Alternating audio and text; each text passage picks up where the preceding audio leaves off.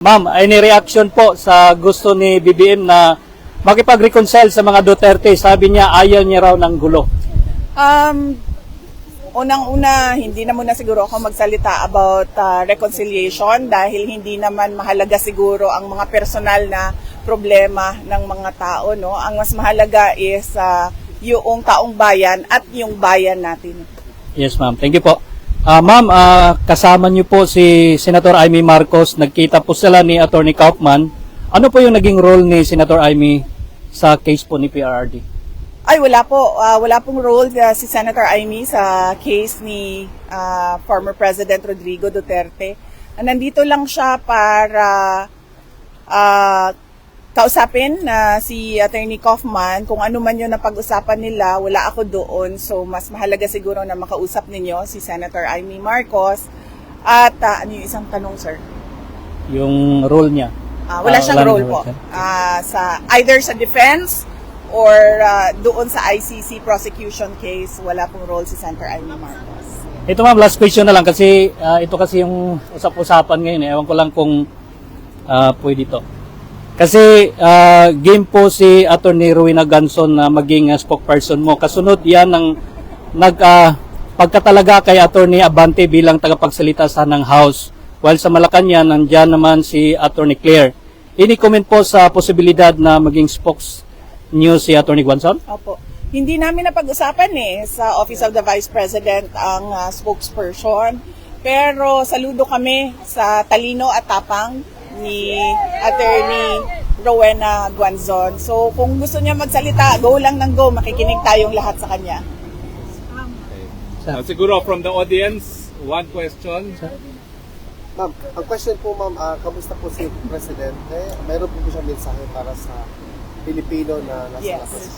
Yes, ang message niya is we are all ruled by destiny and I am here because of my destiny, whether rightly or wrongly.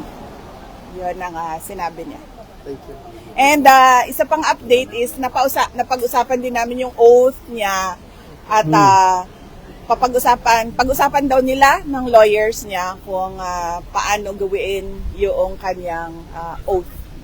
Pero initially ang sinabi niya, I want set me free and I will take an oath. Yan yung... Yes! Ma'am, meron pong kanta ang mga Pilipino para sa iyo. 1, 2, 3, go! Happy birthday to you. Happy birthday to you. Happy birthday, happy birthday. Happy birthday to you! Mabuhay ka, Ma'am Inday! Mabuhay! Inday Sara para sa Presidente!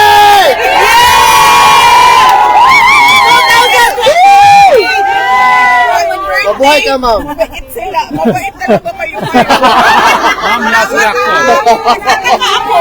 Sabi nga sobrang formal ninyo ngayon.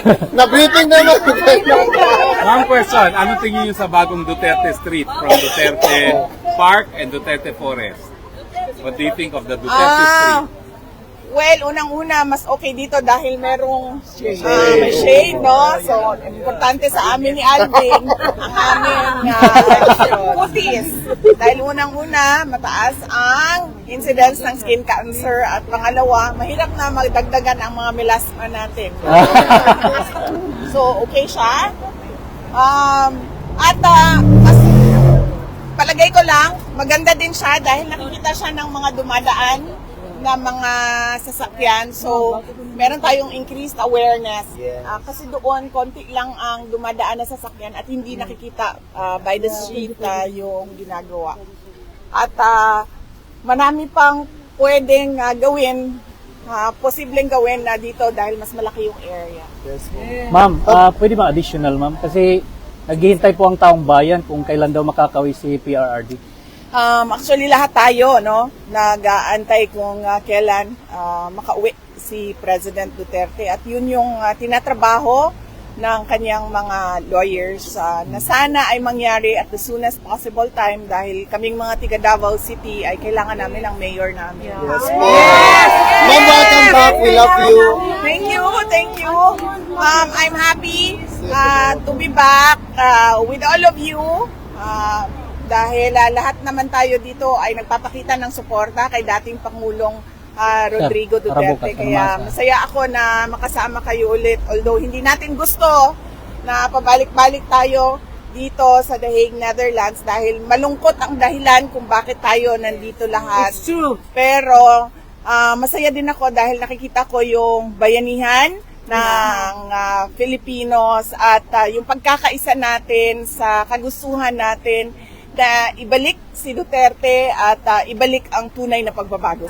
Yes. Ma'am, mabuhay ka, ma'am. Thank you, thank you. And lahat kayo ay invited bukas sa ating rally, ICC, Send Duterte Home. 9 a.m. to 12 noon sa Land Van Regan. Lan Van Regan. Land Van Regan. Sige, kayo na magsabi. Mahirap siya i-pronounce.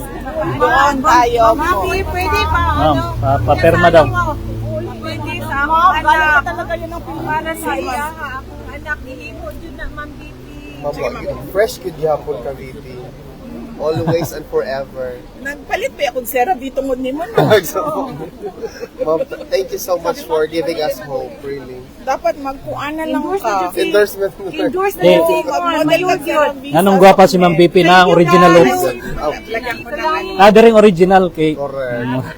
Welcome back, Ma'am Elizabeth. Ili na ta matingala nganong gwapa si Vice President Sara Duterte. Nadering original oh.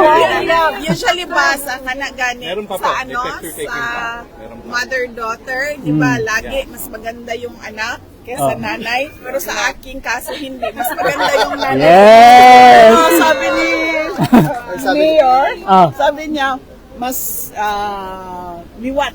What is liwat in Kamukha. Kahawig. siya sa papa niya. Sabi niya, pati ugali.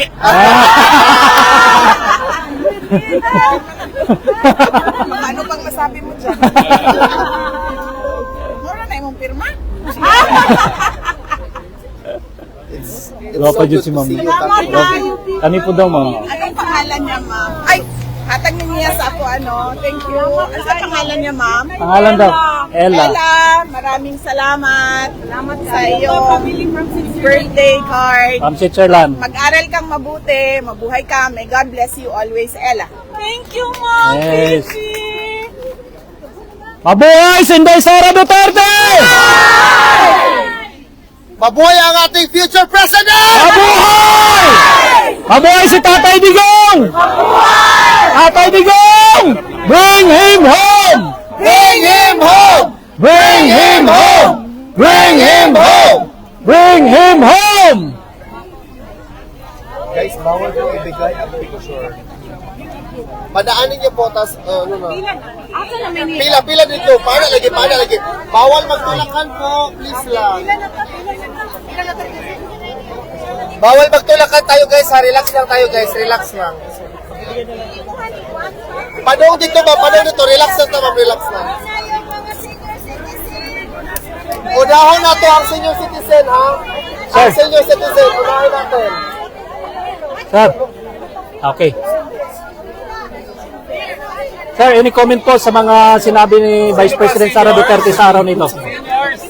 Ang comment po natin ngayon, sinabi po talaga ni VP Inday na si Tatay Digong is in good spirits and he wanted to be free brought back to the Philippines and he wants to take his oath there in the Philippines. Ano po bang ibig sabihin nito mga kababayan? Si Tatay Digong po ay nararapat talagang pauwiin sa Pilipinas dahil doon talaga ang kanyang bayan, doon siya pinanganak at magsiservisyo pa po siya doon sa tinatawag natin na Davao City kung saan po siya ay nanalo. Si VP Inday po, in-emphasize din po niya na si Senator Amy Marcos ay in any shape or form, wala pong kinalaman whether it's the prosecution or the defense with respect to the case of former president before the ICC.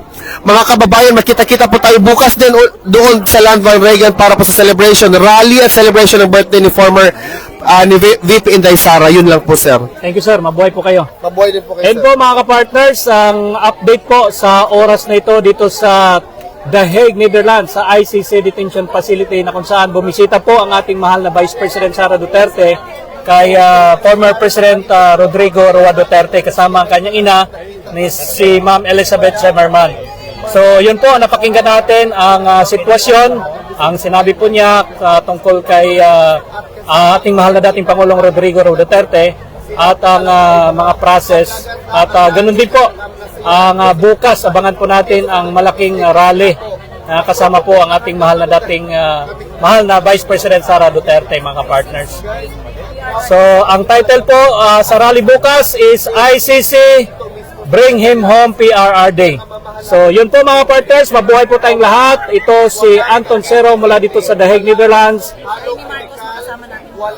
Yes, bukas po makakasama natin si Senator Amy Marcos. Makakasama natin sa mula dito sa The Hague, Netherlands. Ito si Anton Cero, inyong Global Citizen Correspondent SMNI News. Kuya Bong, papicture tayo. Dito kuya.